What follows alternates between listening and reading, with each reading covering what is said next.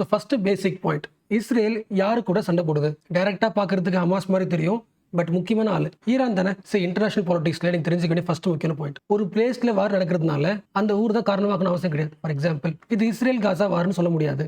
பிளேஸை வச்சு பார்த்தா இஸ்ரேல் காசா வார், டைரக்டா ஆளை வச்சு பார்த்தா இஸ்ரேல் கவர்மெண்ட்டுக்கும் ஹமாஸ்க்கும். பட் ஸ்ட்ராட்டஜிக்கலி பார்த்தா இஸ்ரேல் வெர்சஸ் ஈரான் தானே. மோஸ்ட் பேசிக் பாயிண்ட் எல்லாம் தெரிஞ்சது தான், பட் அகைன் ரிவிஷன் பண்ணலாம். ஸோ இஸ்ரேல் பாலஸ்தீன் பகுதியை பிடிக்குது. பாலஸ்தீன் எங்க இருக்கு? வெஸ்ட் ஏஷியாவில் இருக்கு. வெஸ்ட் ஏஷியாவில் எந்த கண்ட்ரி பவர்ஃபுல் கண்ட்ரி? ஈரான் தானே. ஈரானை எதை வச்சு பவர்ஃபுல் சொல்றோம்? எக்கனாமிக்கலி சொல்லணும்னா ஆயில் தானே. ரொம்ப சிம்பிளா சொல்லணும்னா, ஒரு 5 பேரல் ஆயில் நம்ம எக்ஸ்போர்ட் பண்றோம்னா அதுல ஒரு ஆயில் எங்கிருந்து வருது? ஈரான்ல இருந்து வருது. ஸோ குளோபல் ஆயில் பிரைஸை கண்ட்ரோல் பண்ற ஒரு முக்கியமான கண்ட்ரி ஈரான். ஸோ எந்த கண்ட்ரி எக்கனாமிக்கலி ஸ்ட்ராங்கா இருக்கோ அந்த கண்ட்ரி மேல யாரும் கை வைக்க மாட்டாங்க. என்ன ரீசன்? அது உலகம் முழுக்க பாதிப்பு ஏற்படுத்தும். இது first point. And second point, Iran மக்கள் யாரு? ஷியா முஸ்லிம்ஸா? இப்போதைக்கு ஷியா கூட வேணாம், முஸ்லீம் மக்கள் வச்சுக்கலாம். ஸோ வெஸ்ட் ஏஷியா முழுக்க எந்த மக்கள் இருக்காங்க? முஸ்லீம் பாப்புலேஷன். முஸ்லீம் பாப்புலேஷன் ஒரு பிரச்சனைனா எந்த கண்ட்ரி வரும்?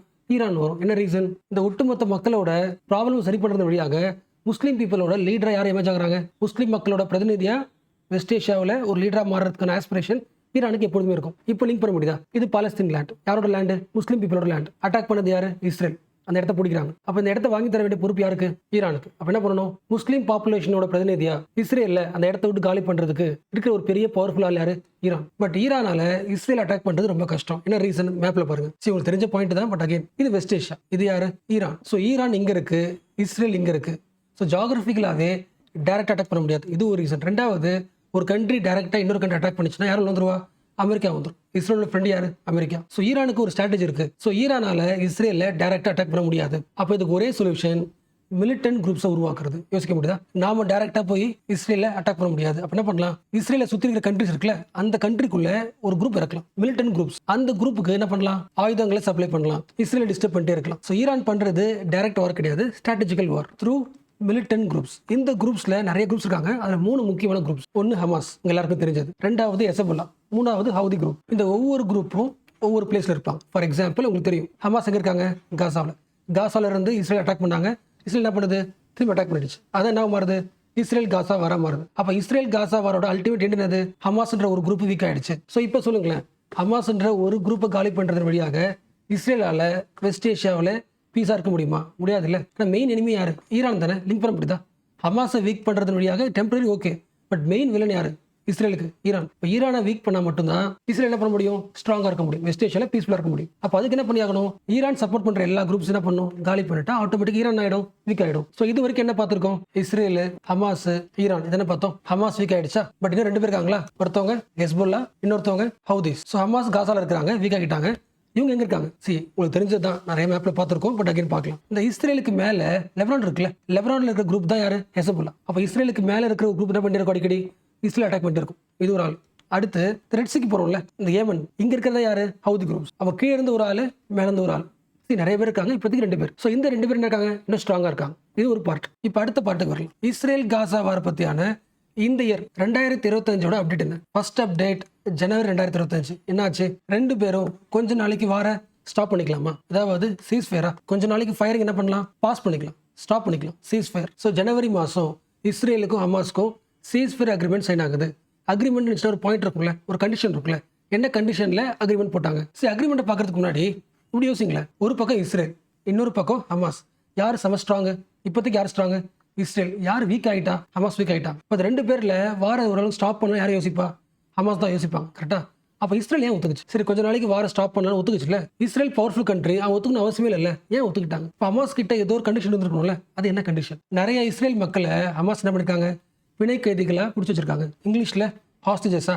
இந்த ஹாஸ்டேஜஸ் வச்சுக்கிட்டு தான் எல்லா அக்ரிமெண்ட் சைன் ஆகுது. ஸோ ஜான் 2025ல சைன் ஆன ஃபர்ஸ்ட் முக்கியமான பாயிண்ட் என்னன்னா, இஸ்ரேல் டிமாண்ட் பண்ணது வார ஸ்டாப் பண்ணணும்னா, சீஸ் ஃபயர் ஆகணும்னா ஹாஸ்டேஜஸ் ரிலீஸ் பண்ணு, பிணை கைதிகளை விடு. ஹமாஸ் என்ன சொல்றாங்க? நாங்கள் ரிலீஸ் பண்றோம், பட் எல்லாரும் ரிலீஸ் பண்ண மாட்டோம், குறிப்பிட்ட மக்கள் ரிலீஸ் பண்றோம். ஸோ நான் சில ஹாஸ்டேஜஸ் ரிலீஸ் பண்றேன், பட் நீ என்ன பண்ணணும்? காசாவில் மக்கள் ரொம்ப கஷ்டப்படுறாங்க, சாப்பாடு வசதிகள் இல்லை, ஹெல்த் கஷ்டமா இருக்கு. ஸோ காசா மக்களுக்கு எய்ட் கண்டிப்பா தேவை, ஃபுட் எய்டு தேவை, ஹெல்த் எய்டு தேவை, நிறைய எய்டு தேவை. பட் நீ என்ன பண்ற? எந்த எய்டு உள்ள வராத மாதிரி ஒட்டுமொத்தமாக காசாவை பிளாக் பண்ணிட்டேன். அந்த பிளாக்கெட் ரிமூவ் பண்ணு. First point. ஸோ அக்ரிமெண்டோட ஃபர்ஸ்ட் பாயிண்ட், நான் ஹாஸ்டேஜஸ் ரிலீஸ் பண்றேன், நீ என்ன பண்ணு?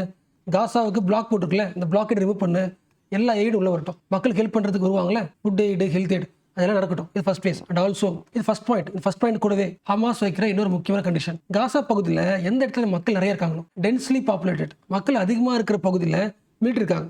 அந்த பகுதியிலிருந்து மட்டும் அட்லீஸ்ட் மிலிட்ரியை ரிமூவ் பண்ணுங்க. ஃபர்ஸ்ட் பாயிண்ட் கரெக்டா? ஸோ ஜான் அக்ரிமெண்ட்டோட ரொம்ப சிம்பிள் பாயிண்டே இதான். உங்களுக்கு உங்க மக்கள் வேணும்னா காசால நீங்க பண்ண வேண்டியது 2 பிளாக்கேஜ் ரிமூவ் பண்ணுங்க. 2வது மக்கள் அதிகமாக இருக்கிற பகுதியிலிருந்து உங்க மிலிட்ரி ஆர்மி வெளியே போக சொல்லுங்க. ஸோ ஃபர்ஸ்ட் ஃபேஸ் இது கரெக்டாக முடிஞ்சதுக்கு அப்புறம் அடுத்த செகண்ட் ஃபேஸ் இன்னும் சில ஹாஸ்டேஜஸ் நாங்கள் ரிலீஸ் பண்றோம். நீங்க என்ன பண்ணணும்? காசா பகுதியை விட்டு எல்லா மிலிட்ரி பீப்புளும் வெளியே வந்துடணும். காசாவை விட்டு எல்லா மிலிட்ரி பீப்புளும் வெளியே போயிடணும். The complete withdrawal of Israel troops from the Gaza. Second phase. Third important point, காசாவோட இன்ஃப்ராஸ்ட்ரக்சர் ஃபுல்லாவே காலி ஆயிடுச்சு. அந்த ஊரே நாசமாயிடுச்சு. காசாவை ரீகன்ஸ்ட்ரக்ட் பண்ணணும். அதுக்கு என்ன பண்ணணும்? நீ அலோவ் பண்ணணும், தடுக்கக்கூடாது. உலகத்தில் இருக்கிற முக்கியமான கண்ட்ரிஸ் எல்லாரும் சேர்ந்து காசாவை இம்ப்ரூவ் பண்ணுவாங்க, அதை நீ ஸ்டாப் பண்ணக்கூடாது. First point. அப்படி அக்செப்ட் பண்ணிட்டா 3வது ஃபேஸ்ல என்கிட்ட இருக்கிற மிச்சம் இருக்கிற ஆட்கள் என்ன பண்ணுவேன்? மிச்சம் இருக்கிற பிணை கைதிகளை ரிலீஸ் பண்ணுவேன். ஸோ தேர்ட் ஃபேஸ் அப்போ எல்லா கைதியும் ரிலீஸ் பண்ணுவேன். ஸோ தேர்ட் ஃபேஸ் அப்போ எல்லா ஹாஸ்டேஜஸையும் ரிலீஸ் பண்ணிடலாம். இந்த 3 பாயிண்ட்டுக்கும் யார் அக்செப்ட் பண்ணிட்டா? 2 பேரும் அக்செப்ட் பண்ணிட்டாங்க. இஸ்ரேல், ஹமாஸ் 2 பேரும் அக்செப்ட் பண்ணிட்டு அக்ரிமெண்ட் சைன் ஆயிடுச்சு. ஸோ ஜனவரி மாதம் சீஸ்ஃபயர் அக்ரிமெண்ட் 2 பேருக்கும் சைன் ஆயிடுச்சு, சக்சஸ்ஃபுல். ஸோ அக்ரிமெண்ட்ல சொன்னபடியே ஃபர்ஸ்ட் ஃபேஸ் ஹாஸ்டேஜஸ் ரிலீஸ் பண்றாங்க, காசாவுக்கு எய்டு கிடைக்குது, பிளாக்கேஜ் ரிமூவ் பண்ணியாச்சு. இப்போ அடுத்து என்ன பண்ணணும்? செகண்ட் ஃபேஸா? செகண்ட் ஃபேஸ் என்ன பண்ணணும்? காசாவை விட்டு மிலிட்ரியிலே போகணுமா? இஸ்ரேல் அக்செப்ட் பண்ண மாட்டேங்குது. ஏன் அக்செப்ட் பண்ண மாட்டேங்குது? என்ன சொல்லுது? நாங்க காசா விட்டு வெளியே போக மாட்டோம், நாங்க வெளியே போகணும்னா எல்லா ஹாஸ்டேஜஸையும் ரிலீஸ் பண்ணுங்க. இந்த பாயிண்ட்டுக்கு ஹமாஸ் அக்செப்ட் பண்ணுமா? வாய்ப்பே இல்லை. ஹமாஸ் கிட்ட அந்த பிணை கைதிகள் இருக்கிற வரைக்கும் தான் அவங்களுக்கு பவர். ஹமாஸ் என்ன சொல்றாங்க? நோ, அக்ரிமெண்ட் சொன்னபடி செகண்ட் ஃபேஸ்ல காசா விட்டு எல்லாருமே வெளியே போயிடுங்க, அது முடியட்டும், தேர்ட் லெவலில் நான் எல்லாத்தையும் அனுப்புறேன். பட் இஸ்ரேல் என்ன பண்ணுது? செம ஸ்ட்ராங்காக சொல்லிடுச்சு, வாய்ப்பே கிடையாது, நீ வேணும் என்ன பண்ற, எங்களை வெளியே போக சொல்ல வச்சுட்டு இந்த டைம்ல உன்னோட குரூப்ஸ் என்ன பண்ற? ஸ்ட்ராங் பண்ண ட்ரை பண்ற. Not allowed. இந்த அக்ரிமெண்ட்டை கேன்சல் பண்றேன், அட்டாக் பண்றேன். ஸோ இஸ்ரேல் காசா வாரோட செகண்ட் ஃபேஸ் ஸ்டார்ட் ஆயிடுச்சு. பட் இந்த செகண்ட் ஃபேஸ் வாரில் இஸ்ரேல் ரொம்ப தெளிவாக இருக்கு. ஃபர்ஸ்ட் போட்ட வாரில் ஹமாஸை வீக் ஆக்கியாச்சு. பட் இவன் விஷயம் கிடையாது, ஈரான் தான் முக்கிய காரணம். ஈரான் தான் சப்ளை பண்றான் எல்லா அம்சம். அப்போ இந்த செகண்ட் ஃபேஸ் வாரில் ஈரானை காலி பண்ணுறது நம்ம எய்மா இருக்கணும். அதாவது ஈரானை வீக் பண்ணணும். அதுக்கு என்ன பண்ணணும்? இஸ்ரேலுக்கு மேலே இருக்கிற லெபனான்ல இருக்கிற ஹெசபுல்லா குரூப் அட்டாக் பண்ணணும். அட்டாக் பண்ண ஆரம்பிச்சிட்டாங்க. அடுத்து கீழே இருக்கிற யமன் கண்ட்ரியில் இருக்கிற ஹவுதி குரூப்பையும் வீக் பண்ணணும். அட்டாக் பண்ண ஆரம்பிச்சிட்டாங்க. யார் அட்டாக் பண்றா? இஸ்ரேலோட ஃப்ரெண்டு அமெரிக்கா அட்டாக் பண்றாங்க. ஸோ ஆல்ரெடி ஹமாஸ் வீக் ஆயிடுச்சு, ஹெஸ்புல்லாவை அட்டாக் பண்ண ஆரம்பிச்சாச்சு, ஹவுதி குரூப்பையும் அட்டாக் பண்ண ஆரம்பிச்சாச்சு. இது எல்லாமே யாருக்கு வீக் ஆக போகுது? ஈரானோட பவர் வீக் ஆக போகுது. ஸோ ஓரளவுக்கு புரியுதுல? இஸ்ரேல் ஈரான் நடுவில் இருக்கிற 3 பேரையும் அடிச்சு காலி பண்ணிட்டு எங்க இறங்கும்? ஈரான் இறங்கும். ஸோ இது வரைக்கும் இல்லாத அளவுக்கு ப்ராபபிலிட்டி இஸ்ரேலுக்கும் ஈரானுக்குமான வார் ப்ராபபிலிட்டி ரொம்ப அதிகமாக இருக்கு. இது ஈரானுக்கு தெரியும் தானே? இப்போ ஈரான் கிட்ட இருக்கிற கடைசி ஒரே ஒரு சொல்யூஷன், ஈரானை பார்த்து பயப்படுறதுக்கு லாஸ்ட் ஒரே ஒரு பாயிண்ட், நியூக்ளியர் பாம். ஈரான் கிட்ட என்ரிச்ட் யூரேனியம் இருக்கு. அதுக்கு முன்னாடி சிம்பிளா சொல்றேன், ஈரானை அட்டாக் பண்ண நினைக்கிறது ஈஸி, பட் ஈரானோட ஜியோகிராஃபி கஷ்டம், ஃபுல்லா மலைகள். ஸோ அந்த மாதிரி ட்ரெயின்ல அட்டாக் பண்றது ஒன்று கஷ்டம். 2வது, ஈரான் கிட்ட என்ரிச்ட் யூரேனியம் இருக்கு. அதை வச்சுக்கிட்டு அட்லீஸ்ட் ஒரு 4 நியூக்ளியர் பாம்பை ரெடி பண்ண முடியும். அப்ப இஸ்ரேல் யூஎஸ் யாராவது டைரக்டா அட்டாக் பண்ற அளவுக்கு நிலைமை வந்துருச்சுன்னா ஈரான் என்ன பண்ணாது? நியூக்ளியர் பாம்பை யூஸ் பண்றது யோசிக்காது. நியூக்ளியர் பாம்பை யூஸ் பண்ணலாமா வேணாமா, அதோட இம்பாக்ட் நெகட்டிவ் ஆயிடுமே அப்படிலாம் யோசிக்காது, டைரக்டா யூஸ் பண்ண ஆரம்பிச்சிடும். அந்த ஒரு காரணத்துக்காக இஸ்ரேலும் யூஎஸ்ஏவும் ஈரானுக்குள்ள போறதுக்கு பயப்படுவாங்க. இது ஒரு ரீசன். 2வது, ஈரான் நியூக்ளியர் பாம்பை ரெடி பண்றதுக்குள்ள நம்ம என்ன பண்ணலாம்? டைரக்டா உள்ள போந்து ஈரான் அட்டாக் பண்ணிடலாம் அப்படி யோசிச்சா கூட ஒர்க் அவுட் ஆகாது. என்ன ரீசன்? ஈரானோட ஊர் முழுக்க எப்படி இருக்கும்? மவுண்டனே இருக்கும். நீங்க எவ்வளவுதான் உள்ள வந்து அட்டாக் பண்ணாலும் யாருக்கும் தெரியாம ஏதாவது மவுண்டனுக்கு கீழே எல்லா யூரேனியமையும் பதுக்கி வைக்க முடியும். அப்ப நீங்க ஈரான் அட்டாக் பண்ணிட்டு வெளியே போனதுக்கு அப்புறம் கூட கொஞ்சம் டைம் எடுத்துக்கிட்டு ஒரு பாம்பை ரெடி பண்ணி உங்க மேல போட முடியும். ஸோ இது ஒரு ரீசன். ஈரான் அட்டாக் பண்ண மாட்டாங்கிறதுக்கான ஒரு ரீசன் இது. 2வது ரீசன், எக்கனாமிக் கிரைசிஸ். இந்த மேப் பார்த்தோம்ல, எதனா இருக்கு? ஸ்ட்ரைட் ஆஃப் ஹார்மோஸ் இருக்கு. ஆல்மோஸ்ட் எல்லா ஆயிலும் அட்லீஸ்ட் 5 பேரல்ல ஒரு பேரல் எங்க போகுது? இந்த ஆங்கிள் தான் போகுது. இந்த ஸ்ட்ரைட் ஆஃப் ஹார்மோஸ் கண்ட்ரோல் பண்றது யாரு? ஈரான். ஈரான் நீங்க அட்டாக் பண்ணிங்கன்னா ஆயில் சப்ளை பிளாக் ஆகும், ஆயில் பிரைஸ் அதிகமாகும், எனர்ஜி கிரைஸ் வந்துடும். ஸோ குளோபல் லெவல்ல எக்கனாமிக் கிரைசிஸ் வரதுக்கும் சான்ஸ் இருக்கு. அண்ட் ஈரான்ல குறிப்பிட்ட இந்திய மக்கள் என்ன பண்றாங்க? ஒர்க்கும் பண்றாங்க. அங்க பிரச்சனைனா இந்தியாவில் ஜாப் கிரைசிஸ் வந்துடும். நிறைய பேர் இந்தியாவுக்கு வந்துருவாங்க, வேலை கிடைக்காது, அதுவும் பிரச்சனை உருவாகும். ஸோ இது வரைக்கும் பேசின எல்லா பாயிண்ட்டுமே இந்த ஆர்டிகல் கொடுத்த பாயிண்ட் தான். The ring of fire around Iran is tightening. Iran கிட்ட வந்துட்டே இருக்காங்க யாரு? இஸ்ரேலும் அமெரிக்காவும். ஆல்மோஸ்ட் எல்லா அப்டேட்டும் முடிச்சாச்சு. இன்னும் சில பேசிக்ஸ் பார்க்கலாம். ஈரான் மாதிரியே எல்லா கண்ட்ரியும் நினைச்சா நியூக்ளியர் பாம்பை உருவாக்க முடியுமா? உருவாக்க முடியாது. எல்லா கண்ட்ரிஸும் யுரேனியம் எலக்ட்ரிசிட்டி உருவாக்குறதா யூஸ் பண்ணுமே தவிர நியூக்ளியர் பாம்பு ப்ரொடியூஸ் பண்றது யூஸ் பண்ணக்கூடாது.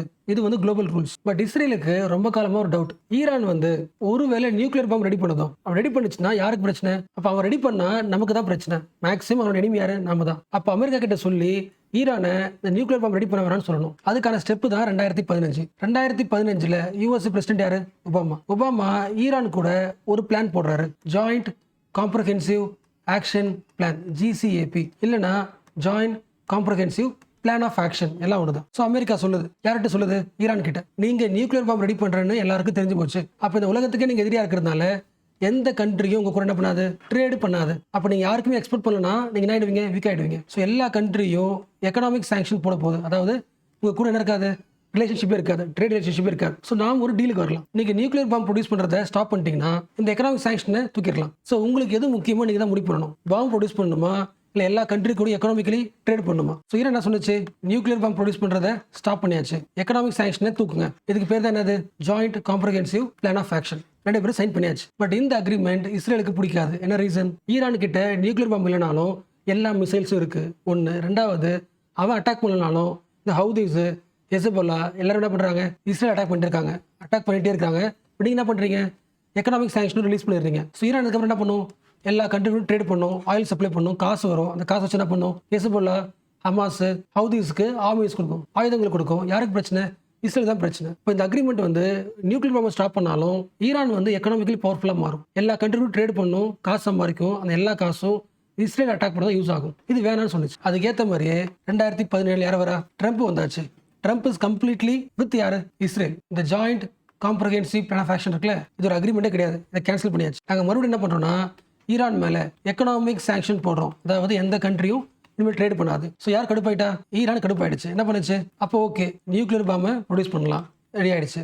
And also Hamas, Hezbollah, Houthis எல்லா குரூப்புக்கும் ஆர்மி சப்ளை பண்ணி ஸ்ட்ராங் ஆக்குது. யார் இருக்கிறதுக்கு, இஸ்ரேல். உங்களுக்கு புரியுதுல, இதோட கண்டினியூஷன் தான் ஹமாஸ் அட்டாக்கிங் தி இஸ்ரேல். அது என்ன மாறுது, இஸ்ரேல் காசா வர மாறுது. அப்போ இஸ்ரேலுக்கு நல்லாவே தெரியும் ஹமாஸ் நம்மளை அட்டாக் பண்ணுறாங்கன்னா அதுக்கு அவ்வளோ போறீங்க வந்திருக்கும், கண்டிப்பாக ஈரானில் தான் வந்திருக்கும். அப்போ நம்ம என்ன பண்ணணும், ஹமாஸ் அட்டாக் பண்ணுறது ஒன்று. ரெண்டாவது, ஈரானோட எல்லா நெட்வொர்க்கும் ஒரே வார்த்தை சொல்லணும்னா ஆக்சிஸ் ஆஃப் ரெசிஸ்டன்ஸ். ஈரான் நம்மளை அட்டாக் பண்ணுறதுக்கு என்னென்ன குரூப் இருக்கோ இந்த எல்லா ரெசிஸ்டன்ஸ் குரூப்பையும் காலி பண்ணணும். ஸோ இந்த ஆக்சிஸ் ஆஃப் ரெசிஸ்டன்ஸை காலி பண்ணுறது தான் இந்த செகண்ட் ஃபேஸ் வாரோட இஸ்ரேலோட மெயின் எய்மே. ஸோ ஃபர்ஸ்ட் ஃபேஸ்ல இல்லாத தைரியம் இப்போ செகண்ட் ஃபேஸ்ல இன்னும் ஸ்ட்ராங் ஆயிடுச்சு இஸ்ரேல். என்ன ரீசன், பின்னாடி யாருக்கா, ட்ரம்ப் வந்தாச்சு. So Trump is openly supporting the Israel. So சப்போர்ட்டுக்கு ட்ரம்ப் இருக்கிறதுனால இஸ்ரேல் என்ன பண்ணலாம், 2 முடிவு எடுக்கலாம். ஃபர்ஸ்ட் முடிவு, ஃபர்ஸ்ட் பார்த்தோம்ல ஹமாஸ், ஹெஸ்போலா, ஹவுதீஸ் இவங்களை வீக் பண்ணியாச்சு. வீக் பண்ணதுக்கு அப்புறம் டைரக்டா ஈரான் அட்டாக் பண்ணலாம். பட் அதில் ப்ராப்ளம் இருக்குன்னு பார்த்தோம்ல, ஜியோகிராஃபிக்கலி பிரச்சனை இருக்கு, நியூக்ளியர் பாம்பை பயன்படுத்தலாம், எக்கனாமிக் கிரைசிஸ் வரலாம். இந்த காரணங்களால இந்த பாயிண்ட்டை யோசிக்கலாம். ரெண்டாவது பாயிண்ட், அட்லீஸ்ட் கம்ப்ளீட்லி ஈரானில் இருக்கிற இப்போ கவர்மெண்ட் இருக்குல்ல, அந்த கவர்மெண்ட்டை கம்ப்ளீட்டாக சேஞ்ச் பண்ணலாம், ஆட்சியை மாற்றிடலாம், தனக்கு பிடிச்ச ஒரு ஆளை போடலாம். என்ன சொல்ல புரிஞ்சா, இந்த 3 பேரும் வீக் ஆகிட்டு ஈரானை கார்னர் பண்ணிட்டா ஈரானோட கவர்மெண்ட் மாற்றினதுக்கு அப்புறம் ஈரான் ஆகிடும், வீக் ஆகிடும்ல. இஸ்ரேல் சொல்றதையும் அமெரிக்கா சொல்றதையும் கேட்கும். இந்த 2 ஆப்ஷனில் எதை வேணா சூஸ் பண்ணலாம். சரி, ஃபர்ஸ்டே சொன்ன மாதிரி இந்த இஷ்யூவில் வந்து ஸ்டார்டிங் பாயிண்ட் எண்டிங் பாயிண்ட் ஒன்று கிடையாது, காம்ப்ளெக்ஸ் ஐடியாஸ் தான். ஸோ இந்த நியூஸுக்கு எதெல்லாம் முக்கியமோ அந்த பேசிக்ஸ்ல கவர் பண்ணிட்டு நினைக்கிறேன். ஒருவேளை சில பாயிண்ட்ஸ் மிஸ் பண்ணியிருந்தேன்னா அடுத்த அப்டேட் வரும்ல, அதில் கம்ப்ளீட்டாக ஷேர் பண்ணுறேன்.